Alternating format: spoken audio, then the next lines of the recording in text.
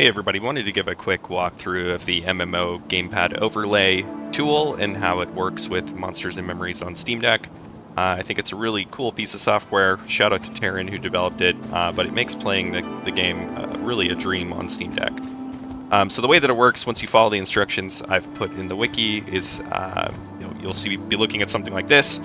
First thing you're going to want to go do, which is detailed in the wiki, is to press Start, which will open up the MMO Gamepad Overlay settings here. Go down to group size, make sure that's set to whatever size group you have. This is very important because it controls the friendly targeting aspect of this. So I'll set it to a group size of 3 just so you can see what it would look like if I were in a group, and exit out of this. So the way targeting works here is that I can walk around here with the left stick. When I press R1, I'm going to cycle through nearby NPCs. So cycle all the way through, get back to the beginning, makes sense.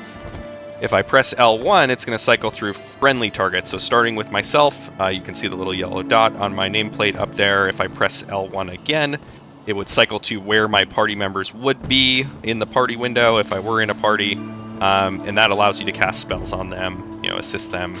There's a lot of additional things you can do here for targeting that are detailed in the wiki that I'm not going to go into detail on here, just to keep the video short. But really cool functionality. So make sure that group size is set correctly. It's quick to update, if you do get into a party. But want to show you what else happens here. So let's go ahead and target this bat. I can press X to start my auto attack. I then can press up and down on the D-pad to cycle through my abilities. I can press left and right to cycle through my hotbar here. So let me go up to Flame Burst. Press Y when I have it highlighted. It'll cast a spell. Press Y on a heal. It'll heal me. Smart targets yourself if it's a spell.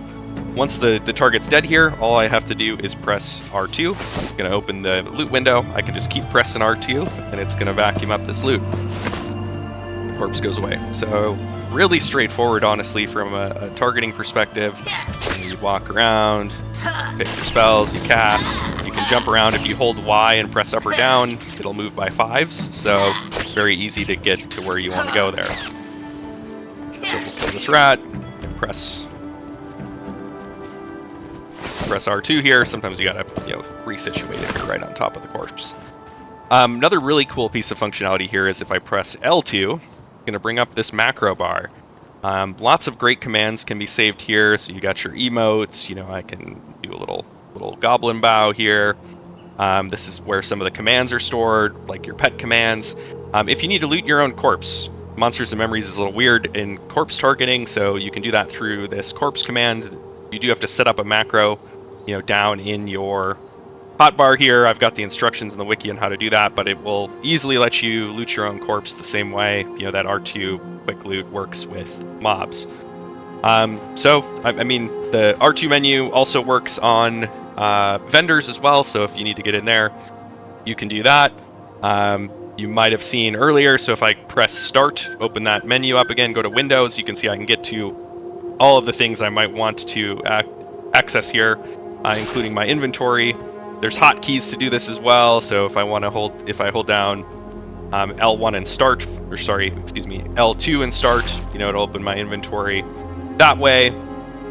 I can also go to Start Mem Abilities and get a nice interface to memorize different spells. And you can see these nice little hot zones that are set up to make navigation really a breeze with a controller and on Steam Deck. But hope that helps kind of explain how this plays and works. It's very functional. Like I said in the instructions, I did set up my trackpads as mice as well. So if you really don't want to use this control setup, or you're trying to find like a specific slot in the settings to change, you can always use the trackpads and click actions there. But hope that helps everyone who's interested in doing this. I can't say it enough times, but shout out to Taryn. He's got a great Discord for MMO Gamepad Overlay. If you have any questions about how to set up your INI file or what else you can do, ways to modify the control scheme to suit your use case or needs or class, highly recommend hopping in there, introducing yourself, and getting to use this wonderful tool. Thanks, everyone.